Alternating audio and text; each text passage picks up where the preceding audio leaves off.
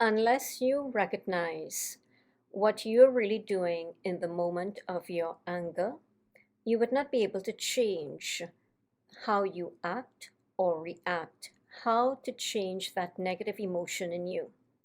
To help you with your recognition, I will share with you what I like to call some dirty truths or hard truths about your anger. And when you truly recognize these truths, you might even find them to be rather funny. I know at least I did when I recognized them in myself. And when you can find them to be funny, know that that is when you're truly waking up to yourself, to your anger. These truths will help you to start to go beyond your anger.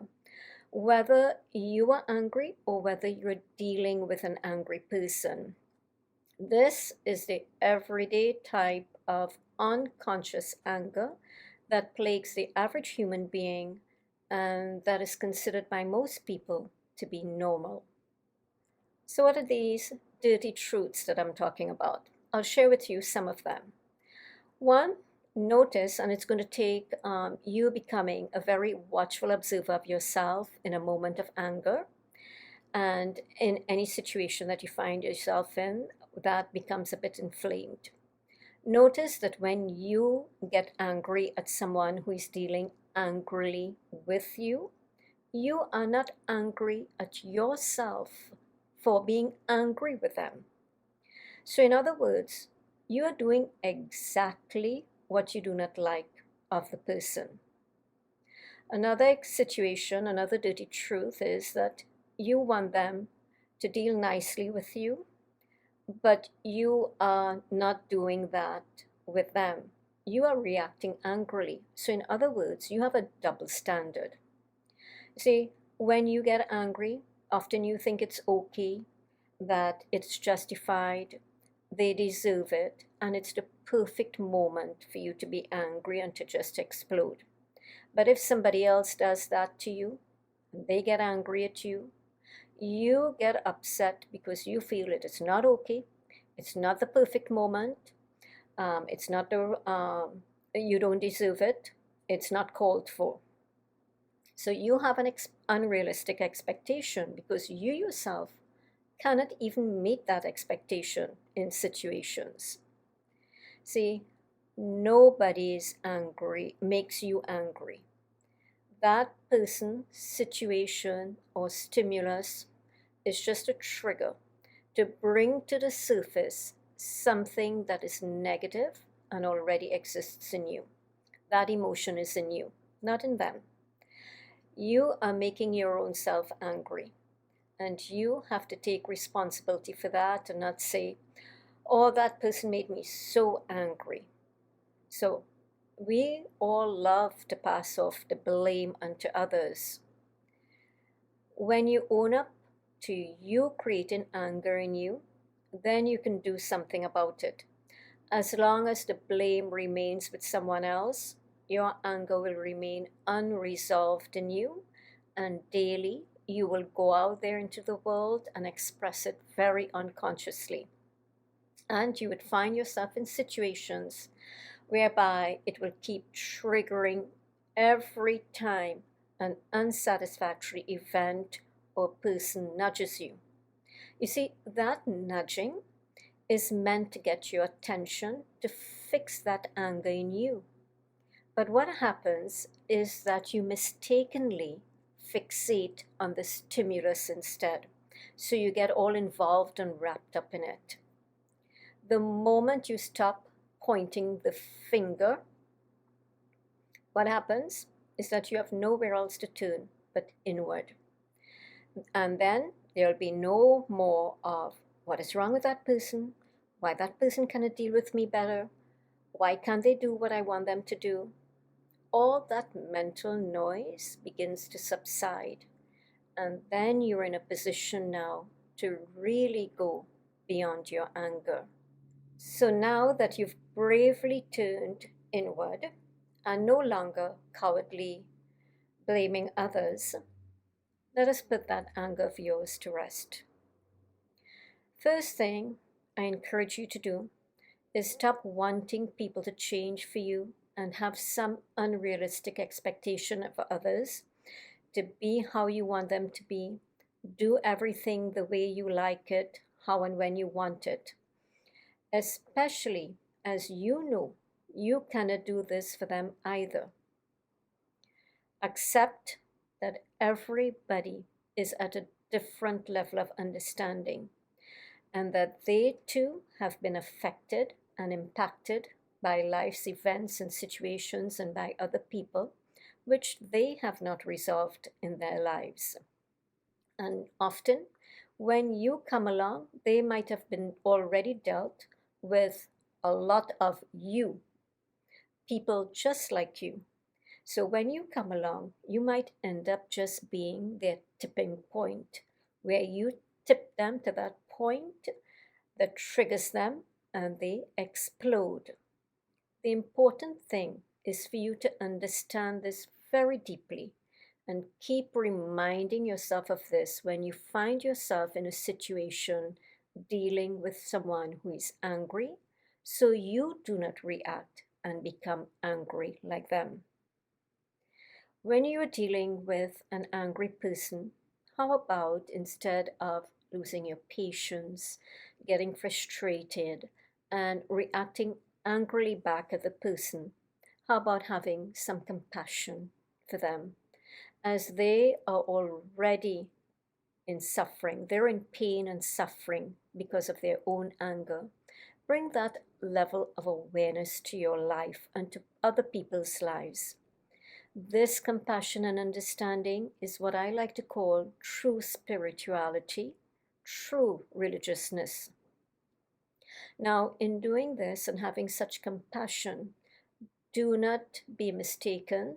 I am not asking you to condone abuse or tolerate abuse in any way. You will have to take necessary steps to resolve that on a practical level. Become alert and stop identifying so much with all the noise in the head and in your mind, with all these negative thoughts, such as, what is wrong with that person? Why can't that person behave this way? Become aware of your emotion that is arising and quickly ask yourself, how can I deal with this situation much better? You want to make sure that the important thing is that you maintain a level of peace, and state of being must be a very quiet one. Then you may get a much more favorable outcome. I say, do like the ancient sages do. If anger arises, do not drag it along in time. At least apply it rightly, such as in an abusive situation. So, what you're doing when you do not drag this anger along, you end up becoming just the observer of the anger. You become uninvolved in it, but you're doing something practical. When you drag it along in time, it festers in you, it creates pain, and you unconsciously express it continuously. But the sages have recognized that they became angry in a moment and they applied as needed in that moment. Have you ever heard about the wrath of God? The wrath of God? This is not necessarily anger, spiteful, hateful anger, but simply a necessary and stern and practical step taken to deal with unacceptable and unhealthy behaviors in a situation. You always have to become aware that your anger, when it arises, does not become toxic and poison you and make you become a hateful, spiteful, vindictive, and revengeful person. Notice the agitation that occurs in you so that you can resolve this anger within you. When you get angry at people, always ask yourself this question as a spiritual being: how am I any better than them? When you get angry, I advise you strongly to be very careful with whom you share that experience. Share it with the wrong person who will listen to you and add fuel to the fire. What they're going to do is inflame your anger even more. I suggest choose someone who has some level of wisdom, compassion, and understanding to listen to what you've gone through, what your experience has been. But that person will also be able to guide you through and out of your anger to a much more peaceful state. In other words, do not share your experience with anyone who will let your story live on. Because I can tell you this, every one of us have a story about why we got angry. The story about what the person did to you and for you, the more you allow it to live on, will keep creating more and more anger in you. So talk to someone who would understand so you can release that negative emotion out of you and make sure that this person is someone who will help you to go beyond your anger. Anybody who helps that story to live on without bringing light and awareness to your emotion and how you could have handled things better, all they're doing is contributing to your anger and making it become more and more strongly embedded within you, increasing those layers and patterns of behaviors in you, making it go deeper and deeper, which makes it even more and more difficult to release out of you. Turn to someone who will always remind you of the goodness in your soul, and someone who will not rub salt in the wound to help you to change. Who, in other words, you don't want to turn to someone who's going to be nasty to you because you lost it in a moment of anger. Make sure you talk to someone who will really bring out something beautiful in you to make you feel encouraged that yes, you can look within yourself, transform, and heal that anger in you.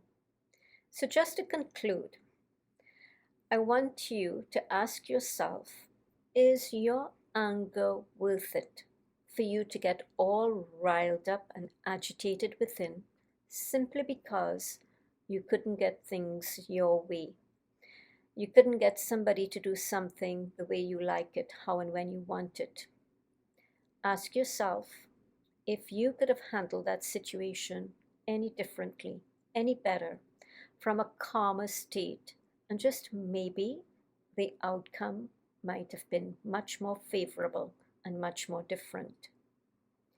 Become the watchful observer of yourself so you could notice as soon as you feel anger arising in you.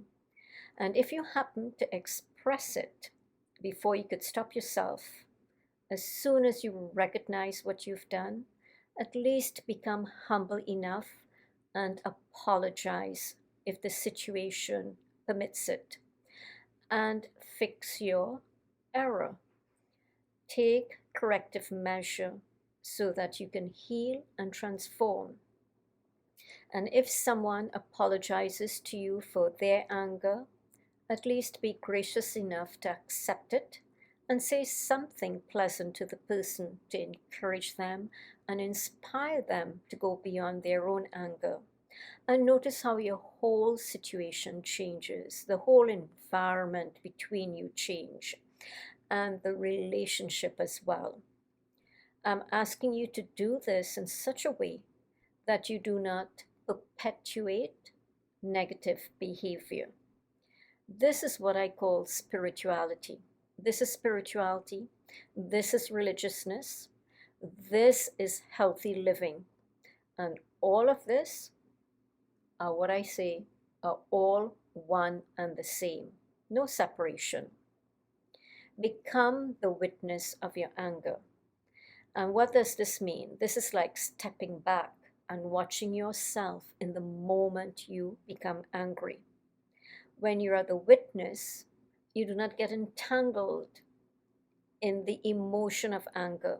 You use it practically like the sages do. You do not drag it along in time for it to become toxic and create prolonged suffering in you, such that you express it unconsciously, continuously. When you are the witness, there would not be ongoing angry explosions. This is what I call freedom from anger. And this is how you become free from anger. I encourage you finally always to use meditation. It facilitates calm and realization to at least bring you to a peaceful state of being that allows you to go beyond anger.